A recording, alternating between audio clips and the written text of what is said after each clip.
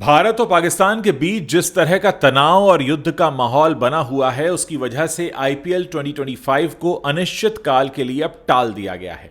भारतीय cricket control board यानी कि बीसीसीआई ने यह बड़ा फैसला सुरक्षा एजेंसियों और गृह मंत्रालय की सलाह के बाद लिया है।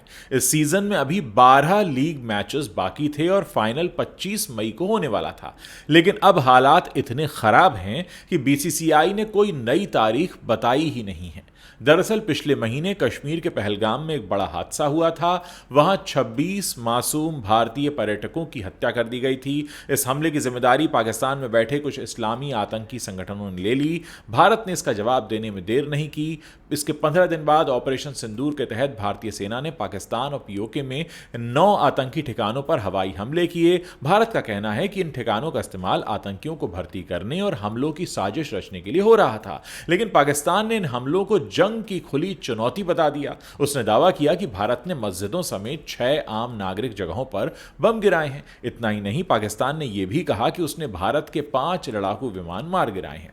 भारत ने इस दावे को सिरे से खारिज किया और कहा कि ऐसा कुछ हुआ ही नहीं है।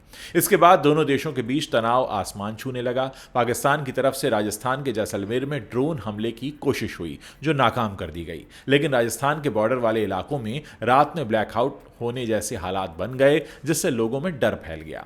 दिल्ली में एक के बाद एक हाई लेवल मीटिंग्स हो रही हैं। भारतीय वायुसेना ने युद्धाभ्यास शुरू कर दिया है, जिसने माहौल को और गर्म कर दिया है। दोनों देशों की सेनाएं बॉर्डर पर अलर्ट मोड में हैं और किसी को नहीं पता कि यह तनाव कब कम होगा, लेकिन इस तनाव का जो सबसे बड़ा असर है वो आईपीएल 2025 पर पड़ गया है। 8 मई को धर्मशाला में पंजाब किंग्स और दिल्ली कैपिटल्स का एक मैच चल रहा था, लेकिन सिर्फ 10 ओवर और 1 गेंद के बाद अचानक स्टेडियम में ब्लैकआउट हो गया और सायरन की आवाजें आने लगीं। सुरक्षा को देखते हुए तुरंत मैदान खाली करवाया गया। खिलाड़ियों और दर्शकों को सुरक्षित निकालने के लिए बीसीसीआई ने फौरन कदम उठाए। खिलाड़ियों को धर्मशाला से बाहर ले जाने के लिए एक स्पेशल ट्रेन का इंतजाम भी किया गया। बीसीसीआई के चेयरमैन अरुण धूमल ने प्रेस कॉन्फ्रेंस में कहा, हम लगातार हालात पर नजर रखे हुए हैं। हमारे लिए खिलाड़ियों और फैंस की सुरक्षा सबसे पहले है। सरकार और सुरक्षा एजेंसियों की सलाह के बाद ही हम कोई फैसला लेंगे, लेकिन अभी तक ये साफ नहीं है कि जो बाकी बचे हुए 12 लीग मैचेस हैं और जो बाकी के खेल के मैचेस हैं वो कब और कैसे होंगे। और कुछ लोग कह रहे हैं कि बीसीसीआई दक्षिण भारत के शहरों में मैच करवाने के बारे में विचार कर रही है, लेकिन इसकी कोई पक्की खबर नहीं है।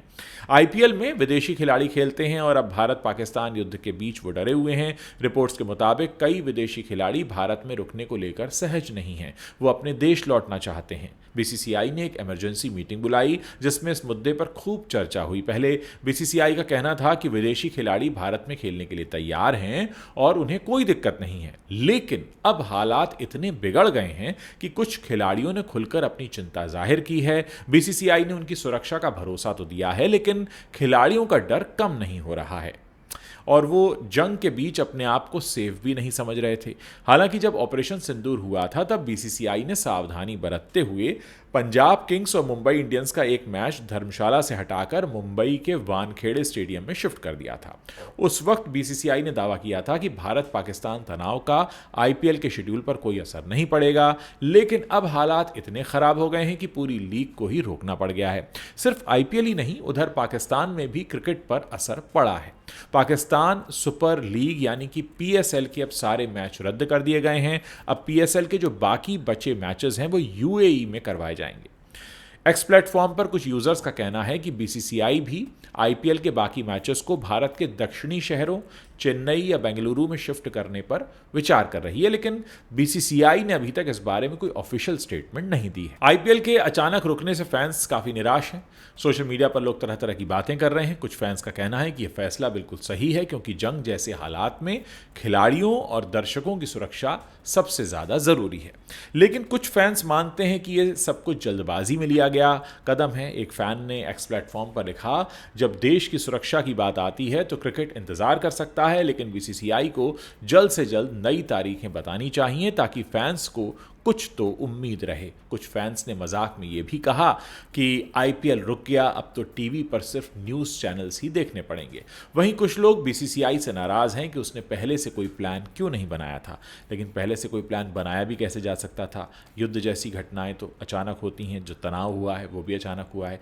फिलहाल भारत और पाकिस्तान के बीच तनाव होने के कोई संकेत नहीं है। दोनों देशों की सेनाएं बॉर्डर पर तैनात हैं और हर दिन नई नई खबरें आ रही हैं। ऐसे में आईपीएल 2025 का भविष्य पूरी तरह निश्चित है। बीसीसीआई ने साफ कर दिया है कि वो सरकार और सुरक्षा एजेंसीज के साथ लगातार बातचीत कर रही है। जब तक हालात सामान्य नहीं हो जाते, लीग को दोबारा शुरू करना मुश्किल है। कुछ लोग कह रहे हैं कि अगर तनाव कम हुआ तो बीसीसीआई शायद बाकी के मैचेस किसी और देश में या भारत के कम जोखिम वाले शहरों में करवा सकती है।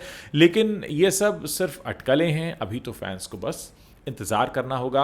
इस पूरे मामले में एक बात साफ है, जब देश की सुरक्षा की बात आती है तो क्रिकेट जैसे खेल को पीछे रखना पड़ता है। लेकिन आईपीएल भारत में सिर्फ एक खेल नहीं है, बल्कि एक त्यौहार की तरह मनाया जाता है। इसके रुकने से न सिर्फ फैंस निराश हैं, बल्कि उन हज़ारों लोगों पर भी असर पड़ा है जो आईपीएल से जुड़े हुए हैं। बीसीसीआई के सामने अब सबसे बड़ा सवाल ये है कि वो इस हालात में क्या करे। क्या वो लीग को पूरी तरह कैंसिल कर दे या फिर किसी तरह बाकी के मैच करवाए जाएं?